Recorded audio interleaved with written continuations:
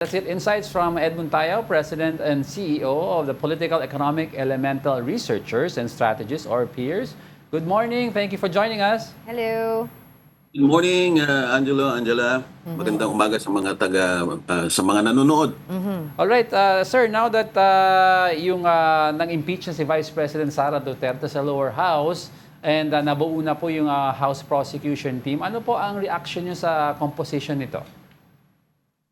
Well, that was quite expected already, Angelo. No, this is also an opportunity to emphasize that if you look at the qualifications of many of the members of the House of Representatives, di hamak na mas may qualification itong mga ito, no? Kumpara sa Senado. Now, I'm saying that because that has not been the case before, Yes. no? Therefore, in that particular regard, I am quite confident, no, with the way the House handled this impeachment. And also, let me emphasize that thanks also to the decision of the Supreme Court requiring the House of Representatives to really carefully, no, weigh in on the case by looking at the evidence before transmitting it to the Senate. As you know, of course, because this is a political exercise, it has always been deemed enough, no, on the part of the House of Representatives to just transmit, no, articles of impeachment, no, by simply because they have their numbers. No, you've seen Yes. this during the impeachment of former President Erap Estrada. No, na yung pang-transmittal sa prayer pa dinaan, no? But this time talagang masusing tinignan kasi yun na nga yung ni-require ng Korte Suprema. Sa madalit sabi, bago pa umabot ito sa Senado, nakita na natin, no, na we already had sort of trailer, so to speak, no? We now have an idea how this is going to be prosecuted, no, by the members of the prosecution team as far as the House of Representatives is concerned. In relation lang to that question, no, well, we all know kasi na how meticulous the House Justice Committee, no, was in its process to transmit this to the Senate. Now, given na they follow the mga utos ng Supreme Court, ano ang do you think mga pwedeng gawin ng new leadership under Senator Alan Peter Cayetano? Will they try to delay this again like the last leadership kay former Senate President Cheese Escudero? Or do you think wala silang choice but to go straight into convening into a impeachment court? Well, nakita naman na natin yung mga galaw nila, no, lalong-lalo na dito kay fugitive Senator Bato de la Rosa. Alam mo, puro invento ang ginagawa nila. Kaya nga in-emphasize ko ngayon, no, in-emphasize ko kanina, no, na kumpara sa Senado, malayo namang mas kwalipikado ang mga miyembro ng Kamara, no, kumpara dati. Now, I'm emphasizing that kasi katulad nitong pag-hold nila kay Senator Bato, invento yan, Angelo. Yung resolution, hindi naman batas yan. Yan kumbaga sa parliamentary procedure, yan manifestation. Kumbaga, right. you're expressing your thought on a particular issue, but it doesn't hold water just as any law actually does hold water. And yun yung pinag-uusapan nyo kanina, kung hindi ako nagkakamali, no? Yeah. Nag-iisip sila kung paano din sila i-invento, no, ng paraan kung paano ang tawag dito, mapapayagan pa din nila kasi they need numbers Yeah. So that in other words, it's quite obvious kahit pa ilang beses pang sabihin ni Senator Alan, no, at kahit ilang beses pa niyang ipakitang nagdadasal siya, no, kahit na alam mo napaplastikan ako I just have to mention this, no, kasi kung kahit na sino, whether ibang denomination o hindi, parehong Biblia ang ginagamit at nakasaad doon klarong-klaro, no. Pag magdadasal ka, hindi kailangan ipakita mo sa buong madla na nagdadasal ka. Akala mo ikaw relihiyosong-relihiyoso. I'm saying this because this is very much related to what they're doing right now. It's as if they are invoking that they are being guided by righteousness and so on and so forth. Pero halatang-halata mo na ito ay para lang sa impeachment, no? And they need the numbers precisely because the soonest time that the cases, no, that many are expecting, no, to be filed against three other members of the new majority, no, Senator Jinggoy, Senator Joey Villanueva na napakagaling na aktor din pala, no, and Senator Chis Escudero, no. Kapag nangyari yun, plunder yan, Angelo, no, Angela, Yeah. no. So yan non-bailable. Para din po sa kaalaman ng mga nanonood, ang immunity po nag-a-apply lang kung 6 years below ang Yes. penalty That's right. ng ito, no? Ito po plunder, non-bailable po ito. At yung kaso ni Senator Bato, ibang-iba po doon sa kaso ni Senator Ping, no? Sinasabi ko to kasi nakita ko sa social media, sinasabi nila si Senator Ping ay fugitive din noon. Yes, Before, that's true. Except that Senator Ping's case before is plain and simple really more political, no? Etong kaso ni Senator Bato hindi lang crimes against humanity at hindi lang Pilipinas ang involved dito, no? So magkaiba po yung kasong 'yon. So I'm saying this as a way to reference sa what you're asking, anong gagawin nila? Nakikita na natin, no, kahit pa ilang pong beses sabihin ni Senator Alan na hindi nila pinilit magpalit ng liderato, hindi nila pinilit mag-attend si Senator Bato de la Rosa simply because they want to change the leadership and therefore affect the outcome of the impeachment. That's right. Iniisip ko nga, Prof, baka mamaya in the future makakita na rin tayo ng 3-4 pang senador na titira dyan sa Senado dahil in the future may mga kanya-kanya silang mga kaso. But my question is, of course, yung... Magpatin lang ako, Angela, I sige hope you po. don't mind, no? Go Pero ahead. isingit ko lang. Actually, pwede naman na ipilit ng law enforcement na talagang hulihin. Kasi yung sinasabi ni Senator Alan, sinasabi ni Senator Jinggoy na hindi pa nangyari na may hinuli sa Senate President, hindi po totoo yun. No? Ang instance na hinuli mismo sa Senado, Yeah. right after the session, ang isang nakaupong senador. Nangyari yan kay late Senator Juan Ponce Enrile, nangyari yan kay Senator Trillanes. So hindi ho totoo yun.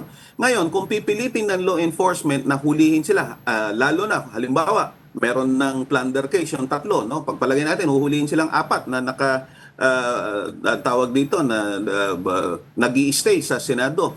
Pwedeng gawin yon, pero alam mo, I will bet to you, no, na ang magiging naratibo na naman nitong mga DDS silent martial law, no? So alam mo talagang magaling sila kasi na alam mo yon, tawag dito, gumawa ng kwento at alam mo sa nakakalungkot, no? May mga naniniwala pa din, no?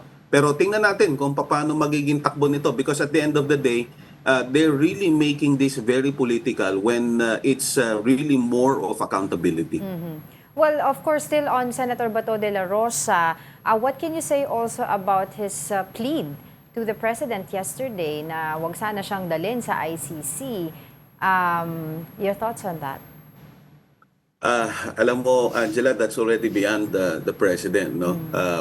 Again, because I remember pretty clearly, no, that the president has always been saying that as much as possible, hindi natin isosurrender yung mga akusado dito sa atin because that will also suggest that the legal process, the justice system in the country is working. No? Pero ang nangyari kasi ICC, dinaan nila ito sa Interpol eh.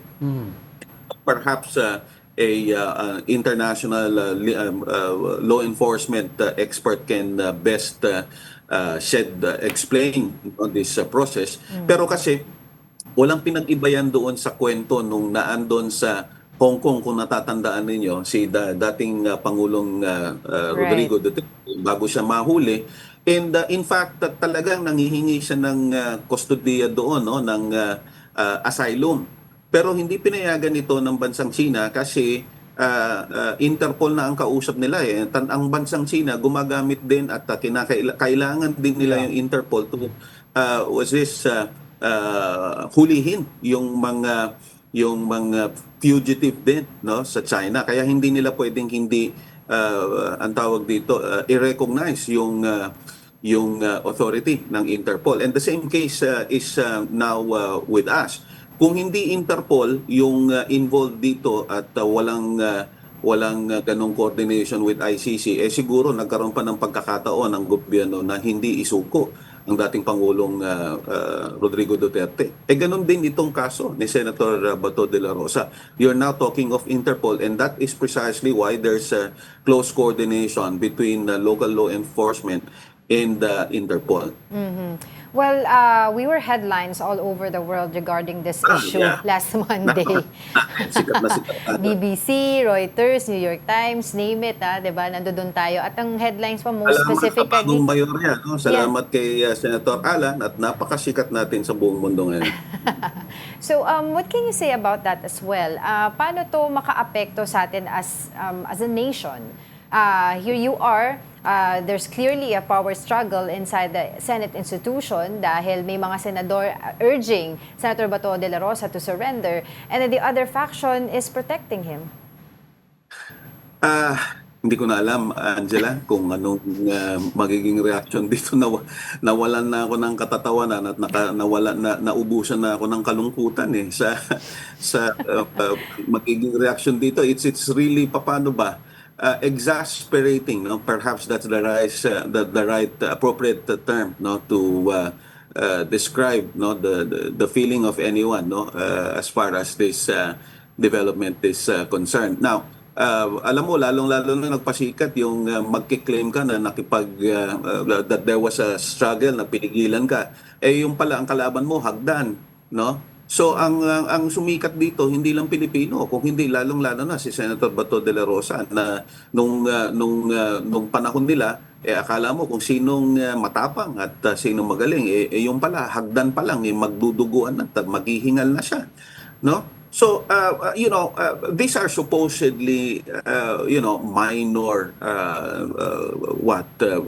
stories, so to speak, but precisely the significance of his suddenly showing up, no, and tilting the balance in the Senate really makes it a very significant event, no, in the country. Not to mention, again, if I may emphasize, this has everything to do with the impeachment. Hindi ito dahil lang sa hindi sila masaya sa pagpapatakbo ni Senator Soto, no, pero ito ay plain and simple power grab, no, by a group that wants to dictate the narrative in favor of the Dutertes. Okay. Banggitin ko na rin, no, Apo. yung signature campaign to free former President Rodrigo Duterte, hindi man lang inabot ng 1 milyon. This morning, I was just informed by friends na meron palang signature campaign na magtuloy ang impeachment at ito ay mahigit 6 na milyon na. Right. So you can see the difference. And for a veteran politico like Senator Alan Cayetano, first time that I will hear na he's not in touch of the people's pulse, no, if he still pursues and remains on the side of the Dutertes and protect the Dutertes, baka magandang tingnan po ninyo kung anong sentimento ng taong bayan. Prof, last question na lang before we let you go.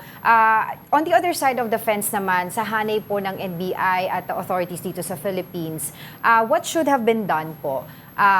Kumbaga kasi, di ba, over the weekend, pumutok yung balita that there was an arrest warrant na nga, pero there were denials pa rin on the side of the government. And here you are, NBI was apparently arresting Bato in the Senate with Senator Trillanes. But the LG Secretary naman, on the other hand, Di ba, was still Antonov? denying at the time. What can you say about that? Alam mo, katawa-tawa din ito si Secretary DILG Remulla. Secretary Remulla, no? Hindi ko alam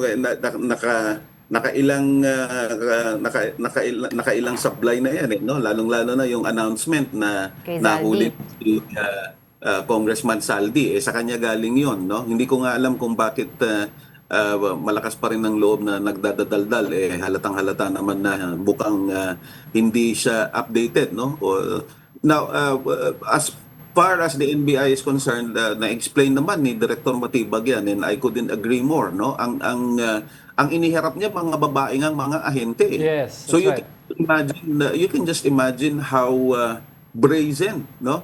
Senator Bato de la Rosa na talaga mga babae nga yan eh. Hindi ba man lang niya naisip na baka pwedeng makipag-usap muna ng malumanay na sabihin, baka pwedeng mag-attend muna ako ng session bago ninyo ako huliin. Yeah, very ungentleman, no? Meron nga kasabihan, an officer and a gentleman, but the way the senator acted, no, in this particular case, halatang takot. Punta na kayo doon? Nawala lahat yung Tungkol saan? what's this? Nawala lahat yung nawawala ako. Sorry po. Oo. Nawawala ang tawag Sunod dito, ako. nawala Okay, can we lahat clear yung that line, please? Thank you. niya, no? So in other words, tama sana yung pag-handle ng law enforcement because I suppose the NBI had the impression that the Senate was acting as an institution, as a formal institution in that regard. All right. Well, thank you for your As insights always. and your time. Ed Montayo, President and CEO of the Political Economic Elemental Researchers and Strategists or Peers. Salamat Thank po. you.